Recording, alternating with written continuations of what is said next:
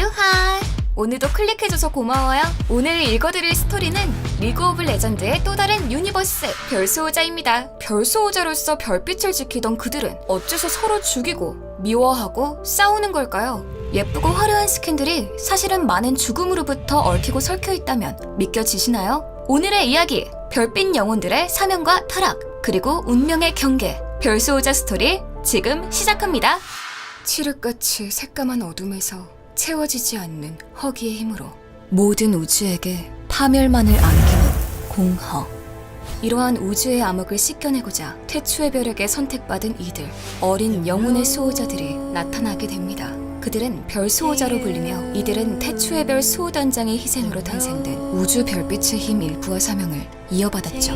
그들은 우주 곳곳에서 태어났으며 수호단을 결성한 이들 말고도 묵묵히 자신의 사명을 다하는 이들도 있었습니다. 하지만 밝게 타오를수록 주변은 더 어둡기 마련이죠. 과거 별 수호자 아리가 이끄는 수호단들의 별빛이 암흑에 덮여 꺼진 것처럼요. 별 수호자가 나타나면 별이 떨어지는 듯 별의 움직임을 통해 서로의 존재를 알 수 있습니다. 이러한 움직임은 선대 별 수호자가 후대 별 수호자들을 이끌기도 했으며 수호단을 결성하거나 결성된 수호단끼리 협동하기도 하죠. 그중 아리가 이끄는 수호단과 럭스 수호단은 내셔 남작이라는 공허 생물체를 함께 싸워 이겨냈죠. 이때 럭스의 노력으로 동료들은 무사할 수 있었습니다. 이를 계기로 아리 수호단과 럭스 수호단은 서로 합쳐질 수 있었으나 아리의 반대로 무산되었지만 친한 자매로는 남았죠. 같이 파자마 파티까지 열었을 정도로요. 태초 별 수호단의 일원인 조이는 긴 사명 끝에 의구심이 들기 시작했습니다. 자신의 두 눈으로 수호단장의 희생을 목격해서일까? 누구 하나 바라지도 않았던 희생으로 자신의 사명까지 가져가 버린 수호단장을 원망하며 고향으로 돌아간 조이는 자매들과 원망 섞인 슬픔을 씻겨내며 행복하게 지냈죠. 하지만 밝게 타오를수록 빨리 타는 건 별 수호자들의 운명인 걸까요? 밝았던 행복은 아주 사악한 존재인 공허들의 습격으로 하나뿐이자 모든 것이었던 자매들을 모두 잃은 조이. 그녀는 아무것도 지키지도 못하면서 무거운 사명만 존재하는 별빛이 원망스러웠고 분노했습니다. 차라리 세상이 어둡기만 했다면 적어도 잃지는 않았을 거야. 그녀의 분노는 별빛을 향했고 그날 이후 수천 년 동안 이어지는 별빛 사냥은 지금까지도 진행 중인 거죠. 암흑 별수호던 조이에게 패배하여 사악함에 길들여지는 동료의 모습을 두 눈으로 지켜봤고 자신 역시 타락의 길에 빠져들 뻔했으나 자신을 분리시키는 마법을 통해 가까스로 빠져나왔죠. 하지만 조이에게 다시 맞설 용기가 나지 않았던 니코는 그날 이후 자취를 감춰버렸습니다. 이 모든 걸 알고 있는 수호단장 아리는 차라리 니코가 이렇게 조용히 사람만 주길 원한다는 걸 니코 본인은 알고 있기라도 한 걸까요? 시간이 흘러 아리 곁에 새로운 별 수호자들이 모이자 니코는 돌아가고자 자신의 두려움을 없애기 위해 다시 한번 조이에게 맞서게 되는데 그녀 앞에 나타난 건 자신을 증오하는 자야와 어딘가 어설픈 라칸이었죠. 그들이 온다면 니코는 여길 떠날 거야. 자야는 너무나도 기쁘고 흥분된 상태입니다. 전에는 이유도 모를 의무감으로 누구를 위해서인지도 모를 희생이었다면 지금은 오직 나를 위한 복수심에 불타고 있으니까요. 라칸은 너무나도 슬프고 가슴 아픈 상태입니다. 전에는 이유도 필요 없을 정도로 자야를 위해서라면 어떠한 희생을 할 수 있었다면 지금은 어떠한 희생을 하더라도 그녀를 불행에서 벗어나게 할 수 없다는 걸 알고 있으니까요. 자기 자신을 죽게 내버려둔 아리와 미스포춘 그리고 태초별의 선택을 받은 모든 별수호자들, 찢어서 갈아 마셔도 시원치 않은 것들을 내 손으로 뭉개놓으라 계속해서 다짐하고 있습니다. 자기 자신을 죽게 내버려둔 아리와 미스포춘이 원망스러웠지만 옆에 있는 자야만 괜찮다면 상관없었던 거죠. 이렇게 다짐을 하지 않으면 어디선가 스물스물 올라오는 의구심으로 현재 자기 자신을 부정해야 하니까. 가슴 아픈 불행 중 다행이랄까? 자기 자신을 확인하고자 끝없는 복수심으로 별 수호자들을 상대하는 자야가 어디 다칠 때마다 라칸은 옆에서 치료를 해주면서 자야 내면에 있는 암흑과 타락을 흡수할 수 있었죠. 그 모습을 지켜보는 자야의 연인 라칸의 눈빛은 날이 갈수록 슬프게 느껴집니다. 그렇게 그는 날이 갈수록 자기 자신을 어둠에 잠식시키면서 자야라는 빛을 밝히기 위해 노력하고 있습니다. 니코, 네 덕분에 별 수호자들을 찾았어. 고마우니까 먼저 죽여줄게. 언제든 맡겨. 자기, 나만 믿으라고. 라칸의 끊임없는 희생으로 자야는 점차 타락에서 벗어나게 되었고 자신의 어둠은 물론 자야의 어둠까지 흡수하여 타락 그 자체가 되어버린 라칸은 영원한 별 수호자의 적이 되었습니다. 슬프게도 자야는 라칸의 희생들을 알아차리지 못하고 모든 걸 조이 때문이라 생각하며 다시 한번 조이에게 맞서 싸웁니다. 너 때문에 친구들과 틀어져 버렸어, 조이. 다 갚아주겠어. 이번에는 친구도 연인도 없었고 자기 자신 혼자라 많이 고독했지만 왜인지 모르게 나름 견딜만 했었죠. 그녀는 몰랐겠지만 아무리 타락했어도 라칸은 자야를 계속 지키고 있었으니 어찌 보면 당연했습니다. 누군가 죽어야 한다면 내가 먼저 죽겠어. 자기가 죽는 모습을 또 감당할 자신이 없으니까. 뭔 소리야? 나를 구하려고 한다니? 내 사랑으로 자기를 지켜줄게. 얘들아, 우리 얘기를 좀 해야 한다고 생각해. 그러니까 계약하기 전에 말이야. 별수호자로서 뭔가 해보자고. 에이, 럭스! 여름은 언제까지나 계속되지 않는다고. 여름이 가기 전에 실컷 즐기는 게 좋을걸? 어느 별수호단의 단장인 럭스는 아주 쾌활하고 용감하지만 어설픈 면이 많은 친구입니다. 우유부단하고 경험도 적지만 별수호자의 사명을 숭고하고 영예로운 일로 받아들여 수호단에 긍정적인 에너지를 불어넣죠.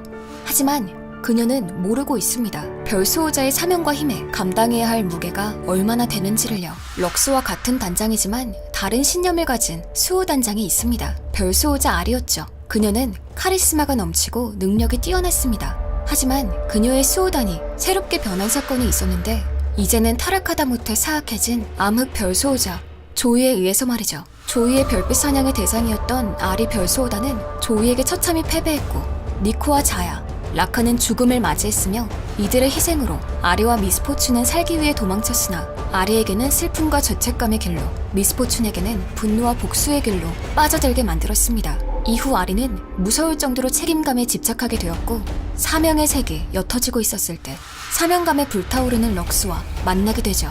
우리 다 함께라면 대장 못할 상대가 없을 거야. 아니야 럭스, 다 함께라면 잃을 게 많아질 뿐이야. 그녀는 미숙한 단장 럭스를 싫어하지 않지만 부족한 그녀를 위해 더욱더 냉혹하고 엄격하게 대합니다. 그렇게 하루하루 죄책감에 빠져들던 어느 날 하나의 별빛을 발견한 그녀는 자신이 지키지 못했던 것을 지키고자 조이에게 다시 한번 맞서게 됩니다. 원래 아리가 이끄는 수호단 소속인 미스포춘은 말보다 총알이 먼저 나가는 총잡이이자 괴물 사냥꾼으로 은하계 전역에 명성이 자자합니다. 수호단 내에서 아리의 오른팔격이며 조이와의 전투로 잃은 동료들의 분노와 복수심으로 가득한 상태죠. 수호단에 새로운 동료들이 들어왔음에도 아직 과거를 잊지 못하고 있으며 제일 먼저 전장에 뛰어들고 눈에 보이는 적을 모조리 처치하기 전까지는 자기 몸의 안전 따위는 안중에도 없습니다. 성격이 워낙 급해서 동료들과 마찰도 자주 일어나는데 미스포춘에게는 적을 한 놈이라도 더 처치해야 할 시간에 서로 말싸움을 하는 것이 시간 낭비일 뿐인데 말이죠. 그래서 다른 별수호자 동료들을 약간 깔보는 경향이 있는 미스포춘이지만 시간이 지나면서 같은 전쟁을 겪는 동료들을 누구보다 아끼면서 결국 마음을 열게 됩니다. 동료 모두가 그녀의 본명인 사라라고 말하는 걸 보면요. 단 잃은 동료 중 하나인 니코를 제외하고는 복수라는 요리는 별빛이라는 양념으로 완성되지. 럭스는 미스포춘, 아니 이젠 사라라고 부를 정도로 가까워진 그녀에게 물어볼 게 많았습니다. 자신과 같은 위치에 경험도 많고 카리스마가 넘치는 아리와 그 수호단들의 이야기를 말이죠. 하지만 그 전에 태초의 별이 자기에게 무언가 말을 한다는 룰루의 이야기부터 확인해야 했죠. 룰루가 말한 곳은 평화로운 공원이었습니다. 저기 봐! 소리친 룰루의 손가락이 가리킨 곳은 밝은 점 하나가 빛나고 있다는 것 말곤 볼 수 있는 게 없었죠. 내가 만져봤지롱! 럭스는 안심했으나 불길한 기운을 떨치지 못했고 징크스는 룰루에게 소원을 빌 거냐고 물어보자 룰루는 별을 잔뜩 보고 싶어! 지금보다 어두워져야 돼! 별은 지금 못 봐! 그들이 있던 곳은 도시 안쪽의 큰 공원이었으니 별을 보기 위해서 밤이 깊어져야 하는 건 당연했습니다. 하지만 어째서인지 룰루가 말하는 황혼의 별은 점점 빛나고 있었죠. 럭스 살아! 저기 봐! 내 소원이 이루어졌어! 룰루의 기쁜 목소리에 수호자들은 주변을 상기시켰고 럭스는 팀원들 상태를 확인했습니다. 룰루, 징크스, 뽀삐, 잔나 그리고 사라까지 모두 멀쩡했으나 가로등에서는 기이한 소음이 났으며 하늘에 수많은 별들이 반짝이고 있었죠. 마치 신비로운 꿈을 꾸듯 말이죠. 룰루, 징크스 말이 맞아. 더 어두워져야 별을 볼 수... 주변의 소리가 느려졌고 수호자들은 고개를 위로 올렸습니다. 하늘은 보란듯이 빠르게 어두워졌고 몰려오는 어둠은 얼마나 칠흑 같은지 바로 옆에 있던 나무들이 사라질 지경이었죠. 저건 별이 아니야. 사라의 말이 신호라도 된 듯 빗줄의 중심부가 일렁이더니 몇십 개의 얇고 반투명한 구체가 반짝였습니다. 별이 아니라 물방울인가? 징크스가 콧방귀를 끼며 다가갔죠. 왜들 그래? 하나도 안 위험해! 징크스! 징크스를 향해 달려오던 물방울들을 본 럭스는 마법봉에서 무지개색 빛을 뿜으며 징크스를 보호하는 구체를 생성했고 튕겨나간 물방울들은 닿는 모든 것을 폭발시켰습니다. 그 속에선 뒤틀린 형체의 나비가 쏟아져 나오자 수호자들은 전투태세가 되어 물방울과 나비를 터뜨렸죠.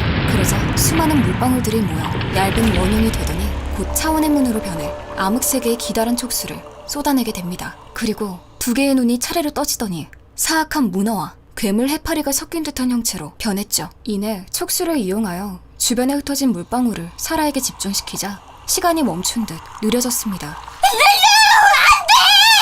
멈춘 시간을 깬 건 징크스의 외침이었고 룰루가 사라를 옆으로 밀쳐 자신이 대신 물방울을 맞아 터져버렸죠.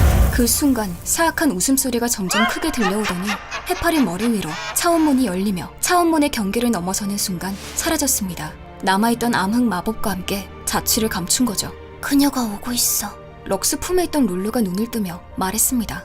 누가 온다는 거야? 그녀? 혹시 아리? 아리 말하는 거야? 그 말을 듣던 사라는 확신하듯 대답했죠. 아니, 그럴 일 없어. 럭스는 답답한 듯 소리쳤습니다. 그럼 아리 좀 불러줘! 아리는 파자마 파티.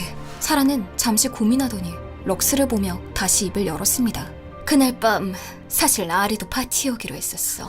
근데 갑자기 할 일이 있다며 오지 않았지. 내가 도와줄 수 없는 일이랬어. 그때는 별일이 아니라고만 생각했지. 근데 그 이후로 아리를 보지 못했어. 순간 럭스의 머릿속을 수백 개의 질문이 가득 채웠고 속이 울렁거렸고 사라의 표정을 본 뒤 심장 또한 쿵쾅거리기 시작했죠. 무엇이 사라를 이토록 당황하게 했을까? 아리는 어딨지? 도대체 무슨 일이 일어나려는 거야?